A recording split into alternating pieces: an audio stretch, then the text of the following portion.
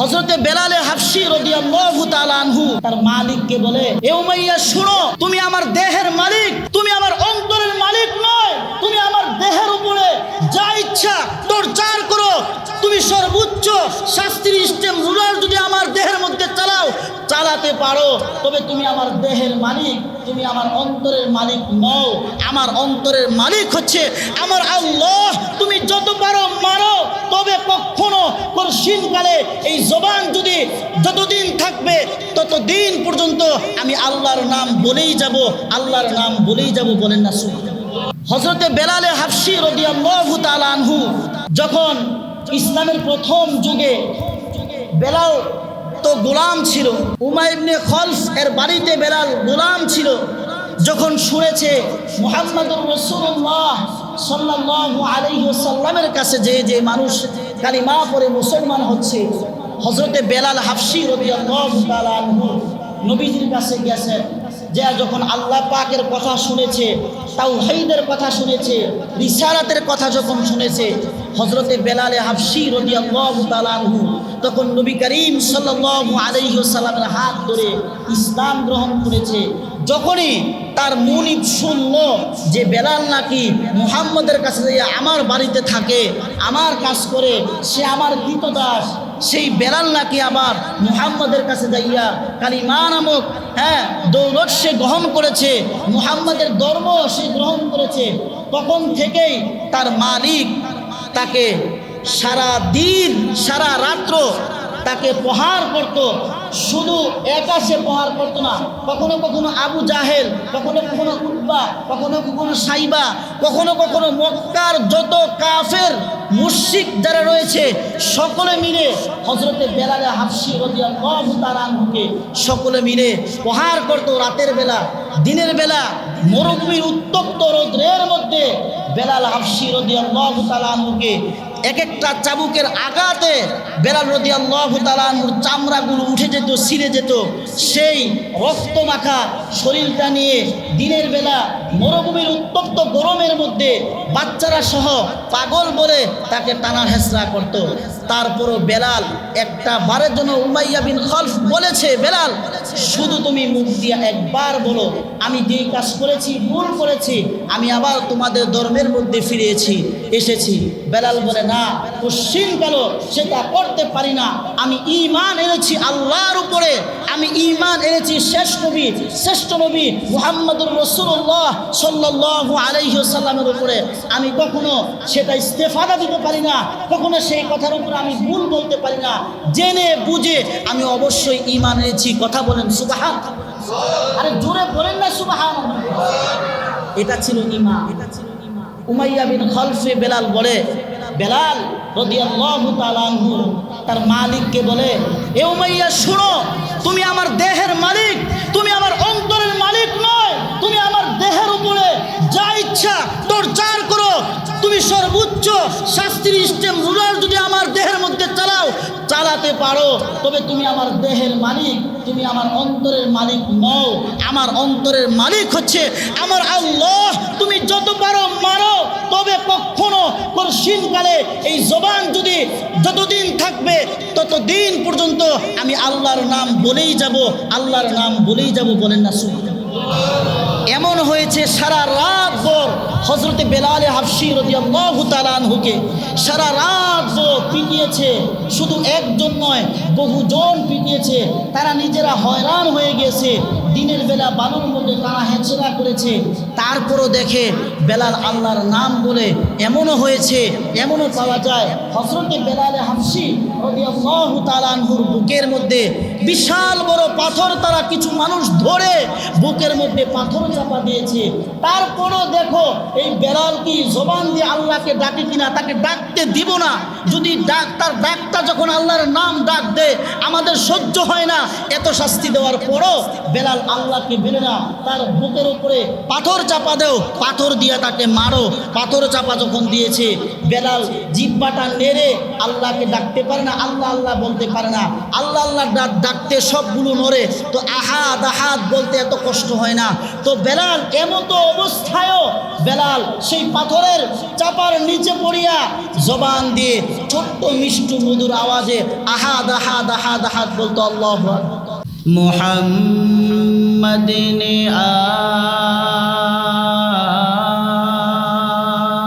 आकर कुफ्र को मिठाया, कुफ्र को मिटा कर हो सदाकत बताया बलगन उला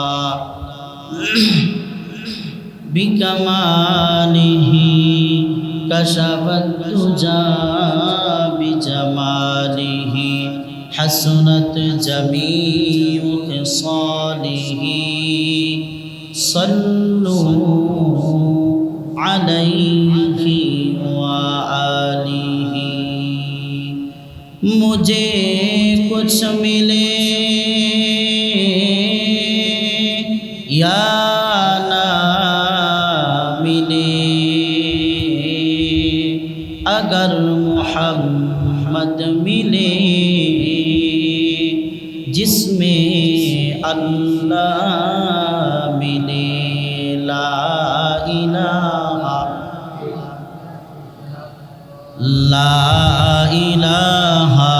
इल्लल्लाह, ला इलाहा इल्लल्लाह, ला इलाहा इल्लल्लाह, ला इलाहा इल्लल्लाह, ला इलाहा इल्लल्लाह, ला इलाहा इल्लल्लाह, ला इलाहा इल्लल्लाह, ला इलाहा इल्लल्लाह, ला इलाहा इल्लल्लाह, ला इलाहा इल्लल्लाह, ला इलाहा इल्लल्लाह, ला इलाहा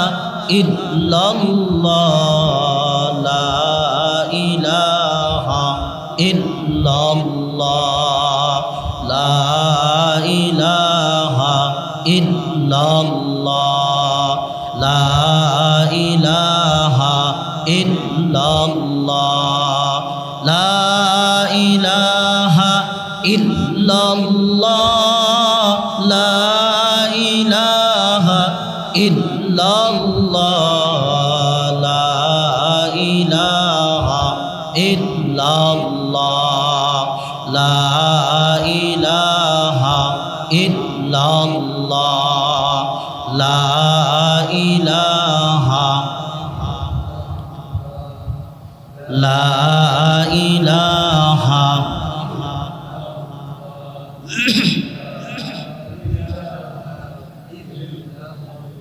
ला इलाहा इल्लल्लाह मुहम्मदुर रसूलुल्लाह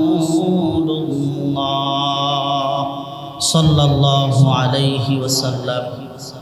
আলহামদুলিল্লাহ, আল্লাহ পাকের দরবারে লক্ষ কোটি শুকর ও সুজুদ যে মহান রব্বুল আলামিন আজ 10 মুহররম 1448 হিজরি 12 আষাঢ় 1433 বঙ্গাব্দ 26 জুন 2026 রোজ শুক্রবার জুমার দিন, বরকতপূর্ণ দিন। দুনিয়ার মাঝে সর্বশ্রেষ্ঠ জায়গা আল্লাহ তাআলার ঘর মসজিদে আল্লাহ সুবহানাহু ওয়া তাআলা আমাদেরকে আসার এবং বসার তৌফিক দান করেছেন। এজন্য ওই মহান মালিকের দরবারে মুখ ভরে বুক ভরে সুউচ্চ কণ্ঠে বিক বিক্রণে সিংহের গর্জনে আমরা এমন একটি কালিমাতুশ শুকর আদায় করব, আমাদের শুকর আওয়াজটুকু যেন আল্লাহ সুবহানাহু ওয়া তাআলার আরশ আজিম পর্যন্ত পৌঁছে যায়।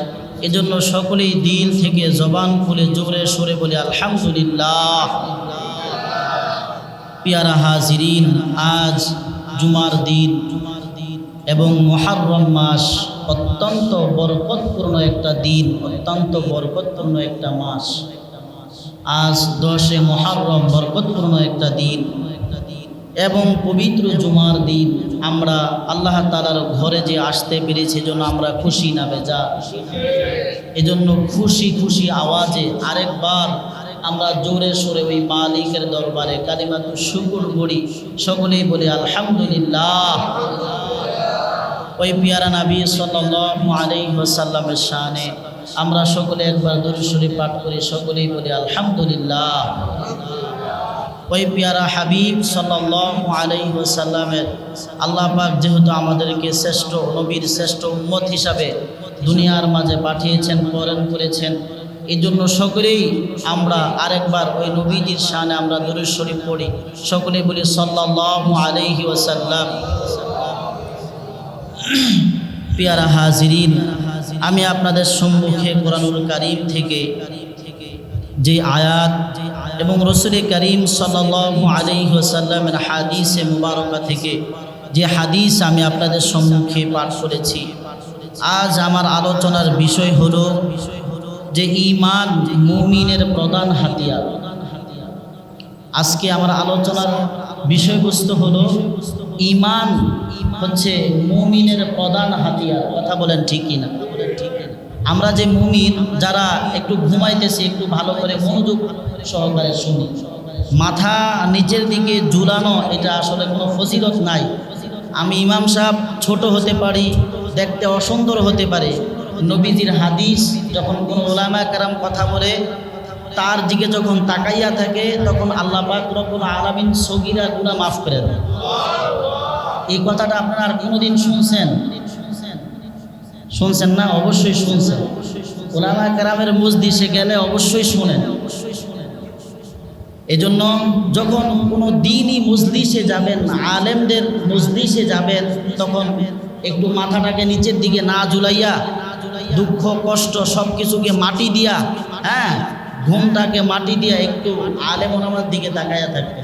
যদিও দেখতে অসুন্দর না হয়, সব কিছু বাদ দিয়া তাকায় থাকবেন সোয়াবের জন্য। যে নবীজির হাদিস থেকে শুনেছি, যদি আলেমের দিকে তাকাইয়া থাকা হয়, আলোচনাটাকে দিলের কান দিয়া শোনা যায়, আমলের নিয়তে যদি কেউ শুনতে পারে এবং তাকায়া থাকতে পারে, আল্লাহ তাআলা আলেমের দিকে তাকানোর কারণে আল্লাহ পাক সগীরা গুনাহ মাফ করে দেন। পিয়ারা হাজিরিন, আজকে আমি আপনাদের সম্মুখে যে বিষয়টা নিয়ে আলোচনা করব সেটা হলো ঈমান মুমিনের প্রধান হাতিয়ার। কি বলেন? ঈমান মুমিনের প্রধান হাতিয়ার। ঈমান ছাড়া আজকে আমাদের সব কিছু বৃথা। কথা বলেন ঠিক কিনা? আমরা এমন এক হাতিয়ার নিয়ে আলোচনা করব যার সামনে দুনিয়ার সমস্ত অস্ত্র তুচ্ছ। কি বলে? যার সামনে দুনিয়ার সমস্ত অস্ত্র তুচ্ছ, ঠিক কিনা? পারমাণবিক বোমা দিয়ে দালান ধ্বংস করা যায়, কিন্তু শয়তানকে ধ্বংস করা যায়, কিন্তু ঈমান দিয়ে শয়তানকে ধ্বংস করা যায় কিনা? এটার নাম হলো ঈমান। কিন্তু আজকে আমরা সেই ঈমানকে অবমূল্যায়ন করি, ঈমানটাকে আমরা স্বচ্ছ রাখতে চাই না। যেই ঈমান দিয়ে সব কিছু করা যায়, ট্যাঙ্ক দিয়ে দালান ধ্বংস করা যায়, কিন্তু সেই ঈমান নামক দৌলত দিয়া দুনিয়ার মাঝে যা কিছু আছে সব কিছু করা যায়। কথা বলেন ঠিক কিনা? সেটাই হলো ঈমান। সিসি ক্যামেরার মাধ্যমে চোর ধরা যায় না। চোর সিসি ক্যামেরার সুইচ অফ করে সিসি ক্যামেরা ভেঙে তারপর চুরি করে, কিন্তু কোনো চোরের মাঝে যদি ঈমান থাকে সে কখনো চোর হতে পারে না, সে আল্লাহ পাকের খাঁটি বান্দা হয়ে যায়। কথা বলেন ঠিক কিনা? আর যতই চুরি বন্ধর জন্য যতই কিছু করেন, সিসি ক্যামেরা লাগান আর যা কিছু করেন, কখনো পরশিনকালে যদি ঈমান তাজা না হয় তাহলে চুরি, ডাকাতি, রাহাজানি, অন্যায় কখনো সমাজ থেকে গাঁজা, ইয়াবা, ফেন্সিডিল, ফরেনারির সঙ্গে সম্পর্ক, সমাজের মধ্যে অবৈধ প্রেম প্রীতি ইফতিজিন কখনো বন্ধ হবে যদি কাহারো মাঝে আল্লাহর ভয় নামক ঈমানের নামক দৌলত যদি কাহারো মাঝে না থাকে। তাহলে সমাজের মাঝে কখনো অশ্লীলতা, বেহায়াপনা, নির্লজ্জতা, গাঁজা, ইয়াবা, ফেন্সিডিল এবং বিচার করার নামে সত্যকে সত্য না বলে মিথ্যা জোরে আওয়াজ করে বলা, কিছু টাকা পয়সা খেয়ে জোরে জোরে কথা বলতে পারবে, সত্যকে বলতে পারবে না, টাকার বিনিময়ে মিথ্যা বলবে, মিথ্যাকেই সত্য মনে করবে, শুধু একমাত্র কারণ একটাই, তার মধ্যে আল্লাহর ভয় নাই, ঈমান নাই। কথা বলে ঠিকই কথা। ঈমান থাকলে কোনো মুমিন কঠিনকালে তার জবান দিয়া কখনো একবারের জন্য মিথ্যা বলতে পারে। আজকে আমাদের বিষয় হলো এটাই যে ঈমান হলো মুমিনের প্রধান হাতিয়ার। আজকে ঈমান না থাকার কারণে আজকে আমাদের যত সমস্যা হচ্ছে। পিয়ারা হাজিরিন, আজকে আমাদের সমাজে দেখা যায় মানুষ গুনাহকে গুনাহ মনে করে না, অপরাধকে অপরাধ মনে করে না।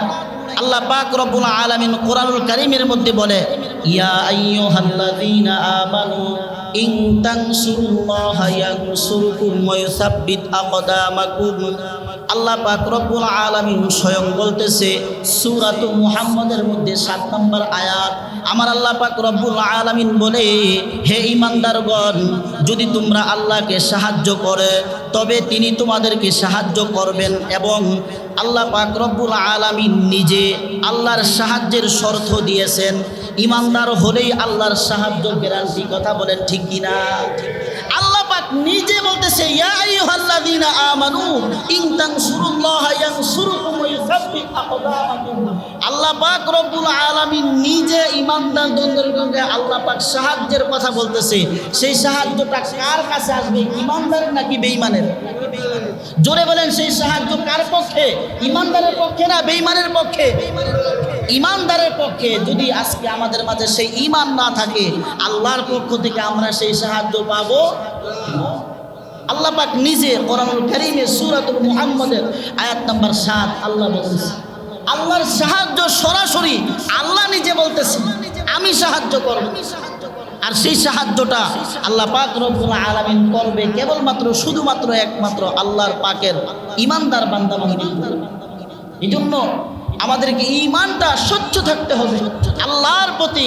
ঈমানকে আমাদেরকে দৃঢ় বিশ্বাস, ইস্তেকামত আমাদেরকে সঠিক হতে হবে, তাহলে আল্লাহর পক্ষ থেকে আমাদের উপর সাহায্য আসবে। কথা বলেন ঠিকই? পিয়ারা হাজিরিন, তারপরে আল্লাহ পাক রব্বুল আলামিন বলে, ওয়া কানা হাক্কান আলাইনা নাসরুল মুমিনিন। মুমিনদের সাহায্য করা আমার উপর কর্তব্য হয়ে গিয়েছে। আল্লাহ পাক নিজে বলে যে ওয়া কানা হাক্কান আলাইনা নাসরুল মুমিনিন, মুমিনদের সাহায্য করা আমি আল্লাহর উপর কর্তব্য হয়ে গিয়েছে। আল্লাহ নিজের উপর সাহায্য করাকে ওয়াজিব বলে সম্বোধন করেছেন। তবে কার জন্য? সেটা মুমিনের জন্য, যার কাছে ঈমান আছে তার জন্য সেই ওয়াদা। কথা বলেন ঠিক? আল্লাহ নিজে ওয়াজিব বলে দিয়েছেন। ওয়া কানা হাক্কান আলাইনা, কর্তব্য শব্দ এসেছে। ওয়া কানা হাক্কান আলাইনা নাসরুল মুমিনিন। আল্লাহ বলে যে মুমিনের জন্য আমি আল্লাহ সাহায্যকে কর্তব্য করে দিয়েছি। কিন্তু আজকে আমরা দুনিয়ার মধ্যে যদি আমরা যদি দুনিয়ার মধ্যে নিরাপত্তা চাই, আমরা যদি আখিরাতের মধ্যে নিরাপত্তা চাই, তাহলে আমরা আমাদের ঈমানকে সব থেকে প্রাধান্য দিতে হবে। আমাদের ঈমানকে স্বচ্ছ রাখতে হবে। তাহলে আল্লাহ পাক রব্বুল আলামিন সেই ঈমান নামক দৌলতের কারণে আমাদের দুনিয়াতে নিরাপত্তা আল্লাহ পাক দান করবেন, আখিরাতে আমাদেরকে নিরাপত্তা দান করবেন। ঈমান হলো সবচেয়ে বড় সিকিউরিটি গার্ড। কথা বলেন ঠিক? ঈমান সবচেয়ে বড় সিকিউরিটি গার্ড। কিছুদিন পূর্বে সোনারগাঁয়ের একটা ব্যাংক চুরি, এই মার্কেটের মধ্যে মোবাইল চুরির একটা ঘটনা শুনেছি। পরে তদন্ত করে দেখলো সেখানে সিকিউরিটি গার্ডই সেখানে দোষী। কোটি কোটি টাকার একটা আইফোনের শোরুম থেকে মোবাইল অনেক চুরি হয়ে গেল। তল্লাশি চালিয়ে দেখলো সেখানে যেই বাড়িতে, যে অ্যাপার্টমেন্টে, যে মার্কেটের যে সিকিউরিটি আছে, সেখানে সাব্যস্ত সেই সিকিউরিটিকে পাওয়া গেল। তো আল্লাহ পাক বলে, যার ঈমানটা মজবুত হবে, যার ঈমানটা স্বচ্ছ হবে, ঈমানই মুমিন বান্দার জন্য সবচেয়ে বড় সিকিউরিটি হবে। কথা বলেন ঠিক কিনা? আর যদি কারো ঈমানটা স্বচ্ছ না হয়, ঈমানটা তাজা না হয়, তাহলে দুনিয়ার মধ্যে তার নিরাপত্তা থাকবে না, আখিরাতের মধ্যে তার নিরাপত্তা থাকবে না। সবার আগে আমাদের ঈমানকে স্বচ্ছ রাখতে হবে, বেজাল মুক্ত রাখতে হবে।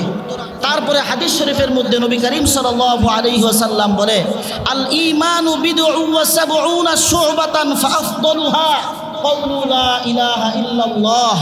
যে ঈমানের 70টার বেশি শাখা রয়েছে, তার মধ্যে সর্বোত্তম হলো লা ইলাহা ইল্লাল্লাহ বলা। কি বলা? লা ইলাহা ইল্লাল্লাহ বলা। এই কালিমা শুধু মুখে বলার নাম নয়, এই কালিমা শুধু মুখে বলার নাম নয়। আমরা বিভিন্ন সময় বিভিন্নভাবে জানতে পারি আল্লাহ পাক রব্বুল আলামিন আমাদেরকে যে কোরআনুল কারীম দান করেছেন। একটা মানুষ দুনিয়া থেকে মৃত্যু পর্যন্ত যদি কোনো মানুষ সেই কোরআনকে নিজের জীবনের গাইডলাইন মনে করে কোরআনকে যদি সামনে রাখে, তাহলে তার জীবনটা অবশ্যই সুন্দর হবে কি হবে না?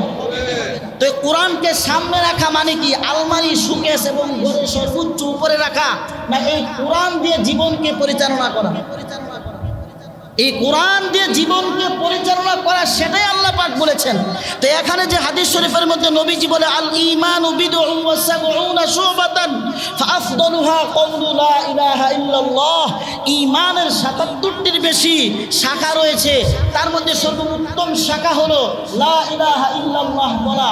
তারপরে হাদিসের ব্যাখ্যার মধ্যে বলা হয় যে ঈমান বা কালিমার যে উত্তম শাখা ঈমানের মধ্যে রয়েছে, কালিমা সর্বোত্তম শাখা। এই কালিমা শুধু মুখে মুখে বলার নাম নয়, এই কালিমা আমরা যখন পড়ব, কারণ এই কালিমা হলো এমন কালিমা, এই কালিমা হলে পারমাণবিক বোমা থেকে আরো বেশি শক্তিশালী। কথা বলেন ঠিক না? বোমা ফুরিয়ে যায়, মিসাইল শেষ হয়ে যায়, কখনো কোনো ইমানদার কোনো মুসলমানের কলব থেকে ঈমান ফুরাতে পারে না। কথা বলেন ঠিক না? একদিন শেষ হয়ে যাবে, বোমা ফুরিয়ে যাবে, মিসাইল শেষ হয়ে যাবে, কিন্তু ইমানদারের সিনা থেকে, ইমানদারের ঈমান থেকে ঈমান কখনো শেষ হয়ে যাবে না। ঈমান যতদিন থাকবে, দুনিয়া তথা আখিরাতে সর্বোচ্চ জান্নাতুল ফেরদাউস পর্যন্ত আল্লাহ পাক ঈমানের বদৌলতে মুমিন বান্দাকে আল্লাহ তাকে সর্বশ্রেষ্ঠ নিয়ামত জান্নাতুল ফেরদাউস দান করবেন না। সুবহানাল্লাহ। এটাই আজকের আমার আলোচনার বিষয় ছিল, যে ঈমান হলো মুমিনের সর্বোচ্চ হাতিয়ার, ঈমান মুমিনের প্রধান হাতিয়ার। তারপরে আল্লাহ রাসূল সাল্লাল্লাহু আলাইহি ওয়াসাল্লাম বলে, যেরকম ভাবে ফেরাউনের সামনে মূসার লাঠি, ঠিক কি না? ফেরাউনের সামনে মূসার লাঠি, এই যে ঈমান শুধু মুখে বলার নাম নয়, ঈমান হলো সর্ব উত্তম শক্তি, সর্বোচ্চ শক্তি। ফেরাউনের সামনে মূসার লাঠি, নমরুদের আগুনের সামনে ইব্রাহিম আলাইহিস সালাম। হ্যাঁ, আল্লাহু আকবার। আল্লাহ পাক সরাসরি কোরআনুল কারীমের মধ্যে আয়াত নাযিল করেছে।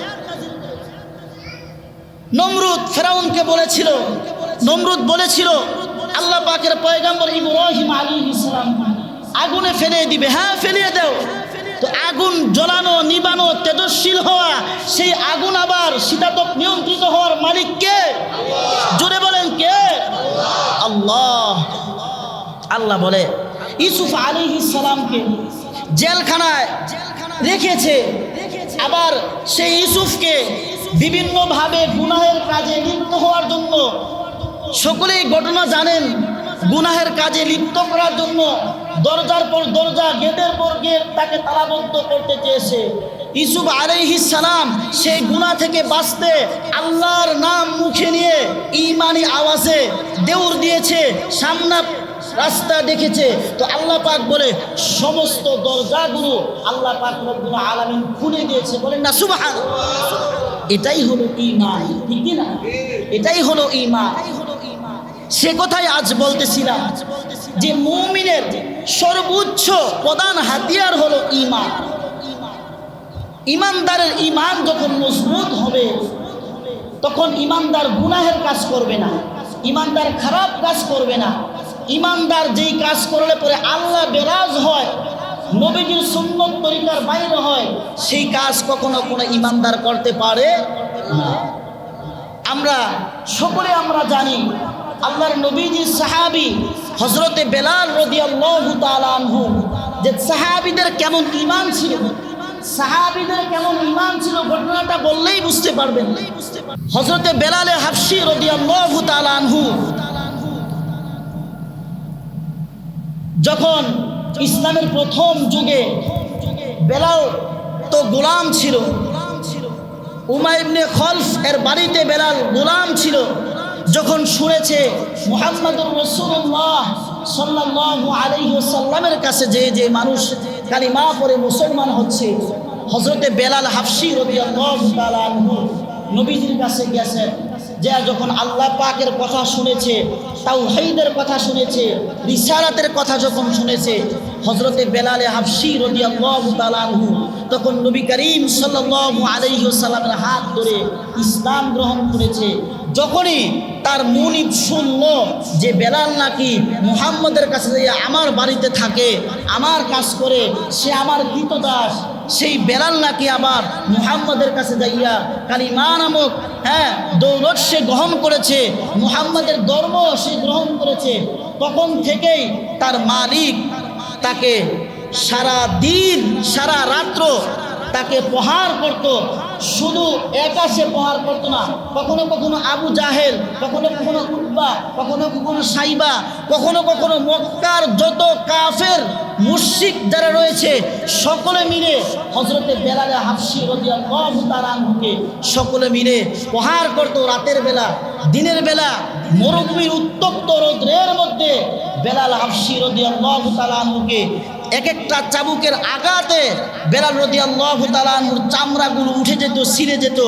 সেই রক্ত মাখা শরীরটা নিয়ে দিনের বেলা মরুভূমির উত্তপ্ত গরমের মধ্যে বাচ্চারা সহ পাগল বলে তাকে টানা হেঁচড়া করত। তারপরও বেলাল একটা বারের জন্য উমাইয়া বিন খলফ বলেছে, বেলাল শুধু তুমি মুখ দিয়ে একবার বলো আমি যেই কাজ করেছি ভুল করেছি, আমি আবার তোমাদের ধর্মের মধ্যে ফিরে এসেছি। বেলাল বলে না, কোশ্চিন গেল সেটা করতে পারি না, আমি ঈমান এনেছি আল্লাহর উপরে, আমি ঈমান এনেছি শ্রেষ্ঠ নবী মুহাম্মদুর রাসূলুল্লাহ সাল্লাল্লাহু আলাইহি ওয়াসাল্লামের উপরে। আমি কখনো সেটা ইস্তেফাদা দিতে পারি না, কখনো সেই কথার উপরে আমি ভুল বলতে পারি না। জেনে বুঝে আমি অবশ্যই ঈমান এনেছি। কথা বলেন সুবহানাল্লাহ, আরে জোরে বলেন না সুবহানাল্লাহ। এটা ছিল ঈমান। উমাইয়া বিন খলফে বেলাল বলে, বেলাল রাদিয়াল্লাহু তাআলা আনহু তার মালিককে বলে, এ উমাইয়া শুনো, তুমি আমার দেহের মালিক, তুমি আমার অন্তরের মালিক নয়। তুমি আমার দেহের উপরে যা ইচ্ছা টর্চার করো, তুমি সর্বোচ্চ শাস্তির স্টেম রুলার যদি আমার দেহের মধ্যে চালাতে পারো, তবে তুমি আমার দেহের মালিক, তুমি আমার অন্তরের মালিক নও। আমার অন্তরের মালিক হচ্ছে আমার আল্লাহ। তুমি যত পারো মারো, তবে কখনো কঠিনকালে এই জবান যদি যতদিন থাকবে ততদিন পর্যন্ত আমি আল্লাহর নাম বলেই যাব, আল্লাহর নাম বলেই যাব। বলেন না সুবহানাল্লাহ।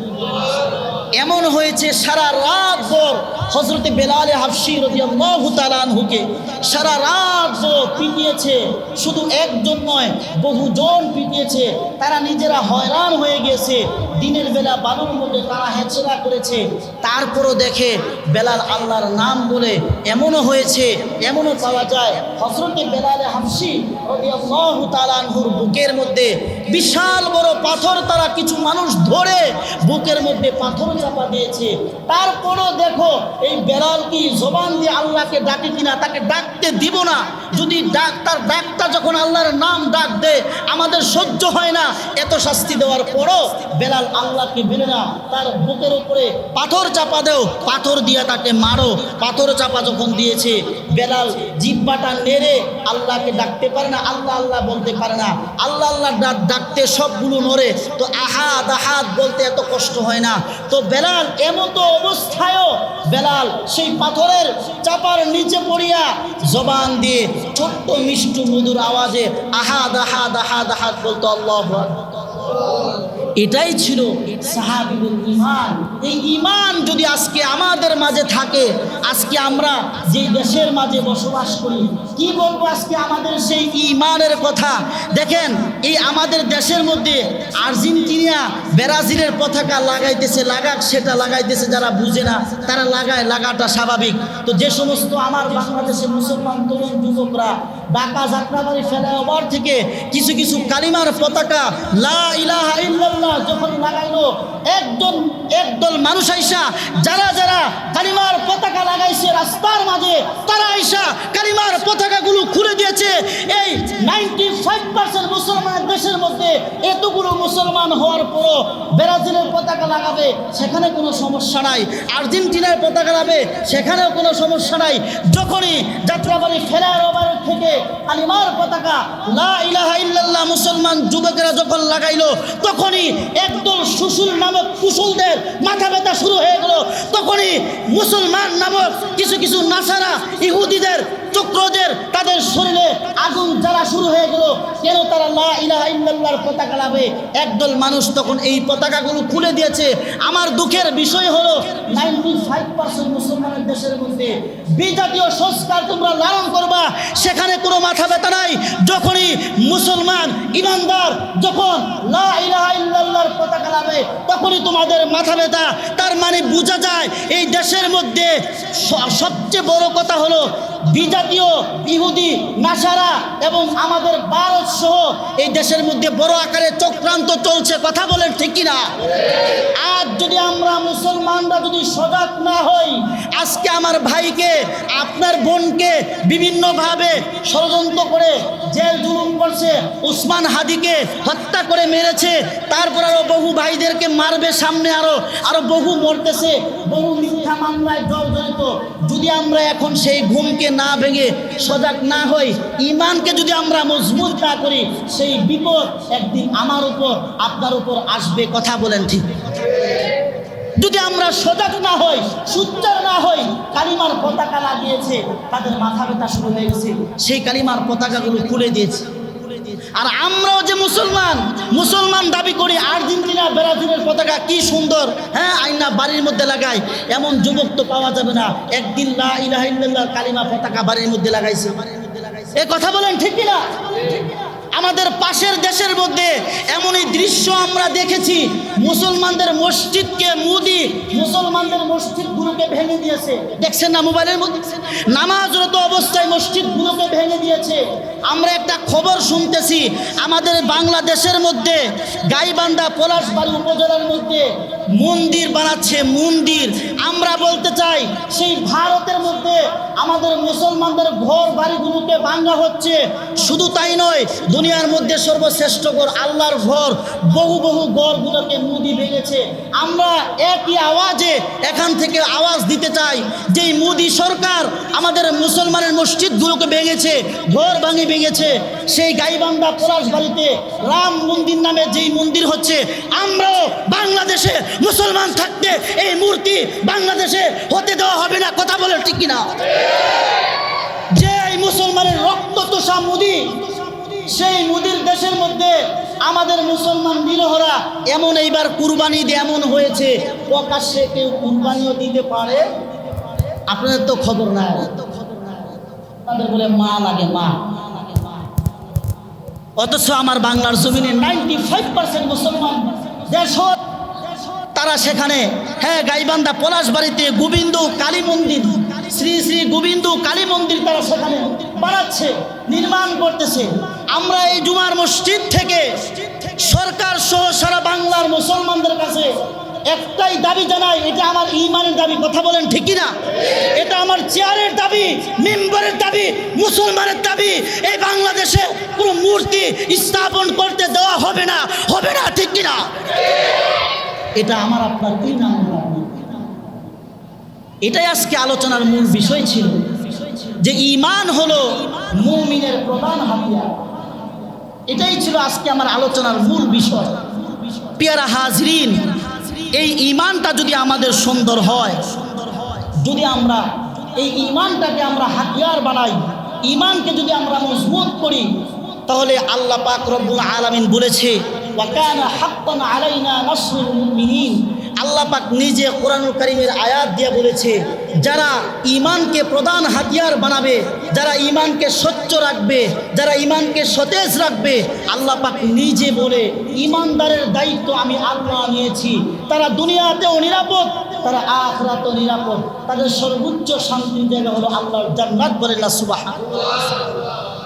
আর নবীজি যে হাদিস শরীফের মধ্যে বলেছে যে মুসলমানদের মুমিনের ঈমান সবচেয়ে বড় মুমিনের ঈমান হলো লা ইলাহা ইল্লাল্লাহ। তারপরে হাদিসের ব্যাখ্যার মধ্যে বলা হয়েছে লা ইলাহা ইল্লাল্লাহ শুধু মুখে বলবো এতটুকুই শুধু সীমাবদ্ধ নয়। ইব্রাহিম আলাইহিস সালামকে যখন আগুনের মধ্যে ফেলাতে চেয়েছে তখন ইব্রাহিম আলাইহিস সালাম ঈমানকে মজবুতি করে বলেছে আগুনে ফেলাও আর যেখানেই ফেলাও ঈমান তো ছাড়া যাবে না, তোমার বন্ধুদের কথাও শোনা যাবে না। কথা বলেন ঠিক কিনা? আর আজকে যদি আইসা আমাদের প্রতি জিনিসে ধরে বলো একটা মিথ্যা কথা তোমার আব্বার নামে কইয়া দাও, ঠাস করে কইয়া দিব। ইনকোয়ারি করতে আপনাদের এলাকায় যদি পুলিশ আসে ডান্ডাটা দুটা বাড়ি দেয় হ্যাঁ চুরি করে নাই, তারপরেও হ্যাঁ চুরি করছে কয়ে রাইব হ্যাঁ ইয়াবা নাই, তারপরে মিথ্যা নাটক সাজায় কবি ইয়াবা আছে না।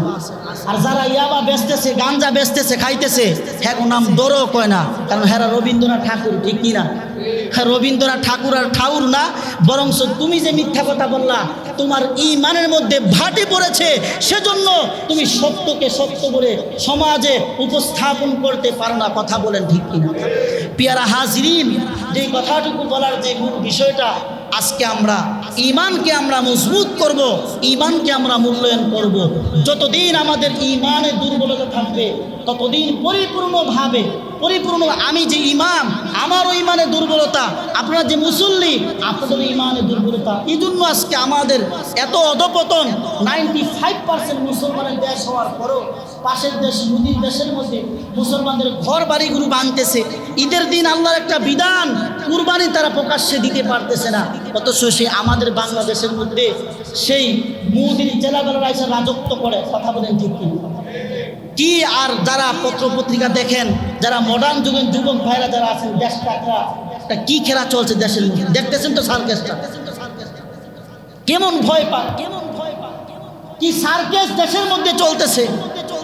ওই দল সেই দেশ যেভাবে বলে সেভাবে এই দেশ চলবে।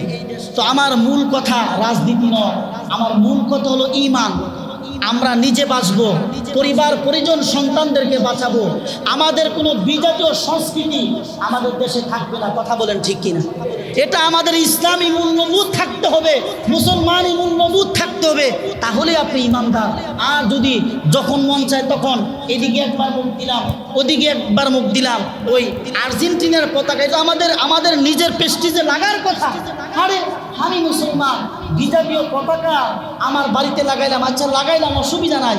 কিন্তু যখনই কিছু আল্লাহ, আপনারা তো যুবক, কিছু আল্লাহর যুবক হাতি বান্দা জমিনে আসে না, কিছু যুবক আর্জেন্টিনা ব্রাজিল এদের পতাকা লাগায়, তো তারা চিন্তা করছে এই বিজাতীয় সংস্কৃতি তারা পতাকা লাগাইছে, যা করছে আল্লাহ, আমরা কালিমার পতাকা লাগাবো। তো কালিমার পতাকা যখনই লাগাইছে তখনই একদল সুশীল নামে কুশীল দজবাঙ্গা, তারা তাদের শরীরে আগুন জ্বলা শুরু হয়ে গেছে। আগুন জ্বলে শুধু ক্ষান্ত হয় নাই, তারা এই পতাকাগুলো তুলতে শুরু করেছে। তখনই পুরোদমে আন্দোলন শুরু হয়ে গেছে। কথা বলেন ঠিক? তো আমাদের একটু বোঝা দরকার যে আসলে আমরা যে ইমানদার, আমাদের দেশে এত মানুষ, আমরা এত মুসলমান, একটু আমরা ভালোভাবে ইসলামটাকে প্রচার করব। ইসলামের যে বিধিবিধানগুলো আছে সেগুলো যখন আমরা করব তখনই আমাদের বাধা চলে আসে। উসমান হাদির মতো একটা ছেলেকে এদেশে মারা হলো, তার বিচারটা এখনো হয়নি। একদিন আপনারে মারবে, আমারে মারবে, সেই বিচারও তো হবে না। কথা বলেন ঠিক না? সেই বিচারও হবে না। সত্যের পক্ষে আমরা কথা বলবো না, আমার পক্ষেও কেউ কথা বলবে না। তো পেয়ারা হাজিরিন, আজকে আমার যে মূল বিষয়টা ছিল যে ঈমান মুমিনের প্রধান হাতিয়ার। আসুন আমরা আমাদের ঈমানটাকে পরিশুদ্ধ করি, ঈমানটাকে মজবুত করি। আর ঈমানকে মজবুত করে যখন আমরা দুনিয়ার জীবন আমরা চালাবো, দুনিয়ার জীবন যখন আমাদের শেষ হবে, আমরা যখন আখিরাতের জীবনে যখন চলে যাব, তো ঈমান যখন নিয়ে যাব, আল্লাহ পাক রব্বুল আলামিন সেই ঈমানের বিনিময়ে আমাদেরকে জান্নাতুল ফেরদাউস দান করবে। এজন্য আসুন আমার যুবক ভাইয়েরা, বৃদ্ধ বাবারা, আমার পর্দানিশীল মা বোনেরা, ঈমান বড় দামি জিনিস। আমরা যেহেতু মুসলমান, আমরা 5 ওয়াক্ত নামাজ পড়ব, এই নামাজ হচ্ছে একটা ঈমানের খুঁটি। কথা বলে হক্কানি আলেম উলামা তাদের সুহবতে যাওয়া, হক্কানি আলেম উলামাদের সুহবতে থাকা, পীর মাশায়েখদের কাছে যাওয়া, তাদের কাছ থেকে সঠিক কিছু শিখা, দ্বীনি ইলম শিখা, সেটাও তো একটা ঈমানের অংশ। কথা বলেন ঠিক কিনা? হাদিস শরীফের মধ্যে আছে আত-তুহুর শাতরুল ঈমান, পবিত্রতা ঈমানের অংশ। পাক পবিত্র থাকা, বিনা কুলুপ ব্যবহার করা, হ্যাঁ গুফ আরো যত কিছু আছে এগুলো ঠিকমতো পরিষ্কার পরিচ্ছন্ন করা, এটাও তো ঈমানের অংশ। কথা বলেন ঠিক কিনা? এজন্য ঈমানের বহু সংজ্ঞা রয়েছে বাবা। এজন্য আমরা তো অনেক অনেক কিছু বুঝি, চেষ্টা করব আমাদের ঈমানটাকে সঠিক রাখা, জবান দিয়া সত্য কথা বলা, হাত দিয়া ভালো জিনিস ধরা, চোখ দিয়া ভালো জিনিস দেখা, কান দিয়া ভালো জিনিস শোনা। কথা বলেন ঠিক কিনা? কিয়ামতের ময়দানে এই হাত আমার আপনার বিরুদ্ধে সাক্ষী দিবে, চক্ষু আমার আপনার বিরুদ্ধে সাক্ষ্য দিবে, জবান আমার আপনার বিরুদ্ধে সাক্ষ্য দিবে। পেয়ারা হাজিরিন, আজকের দিনটা অধিক মূল্যবান একটা দিন। গত সপ্তাহে আলোচনা করেছিলাম, হয়তো আজকে অনেক আল্লাহ পাকের বান্দাবান্দিরা রোজা রাখছে। আজকে মুহররম মাসের 10 তারিখ, অনেক বরকতপূর্ণ দিন। গত সপ্তাহে সেটার ফাজাইল আলোচনা করেছিলাম। এই জন্য আজকে মুহররম মাসের 10 তারিখ, এটা আল্লাহর কাছে অধিক প্রিয়, অধিক ঘটনা এই মাসে এই দিনে ঘটেছে। এই জন্য আমরা আল্লাহর কাছে বেশি বেশি দোয়া করব, আল্লাহ পাক রব্বুল আলামিন যাতে করে আমাদের সামনের জেনারেশনকে, সামনের যুবকদেরকে যাতে ভালো করে দুনিয়া যাপন করতে পারে, এই দুনিয়ার জিন্দিগি শেষ করে তারা যাতে আখিরাতে পাড়ি জমাতে পারে, আল্লাহকে রাজি খুশি করে। আল্লাহ আমাদের সকলকে তৌফিক দান করুক। সকলে বলেন আমিন।